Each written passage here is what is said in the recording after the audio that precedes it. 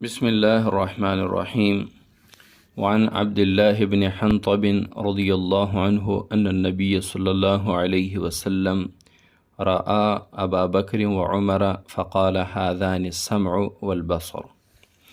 مشکوٰۃ شریف کی 6064 نمبر حدیث ہے، باب مناقب ابی بکر و عمر رضی اللہ عنہما چل رہا ہے۔ حضرت عبداللہ بن حنطب رضی اللہ عنہ روایت کرتے ہیں کہ حضور صلی اللہ علیہ وسلم نے حضرت ابوبکر اور عمر رضی اللہ عنہما کو دیکھ کر فرمایا، ھذان السمع والبصر، یہ دونوں کان اور آنکھ ہیں، یعنی بمنزلہ کان اور آنکھ ہیں۔ اس حدیث میں آپ صلی اللہ علیہ وسلم نے ابو بکر و عمر کو آنکھ اور کان سے تعبیر اس لیے فرمایا کہ جس طرح پورے جسم میں کان اور آنکھ بہت اہمیت کے حامل ہیں، اسی طرح حضرت ابوبکر صدیق اور حضرت عمر فاروق رضی اللہ عنہما کو اسلام میں اتنے ہی اہمیت اور حیثیت حاصل ہیں۔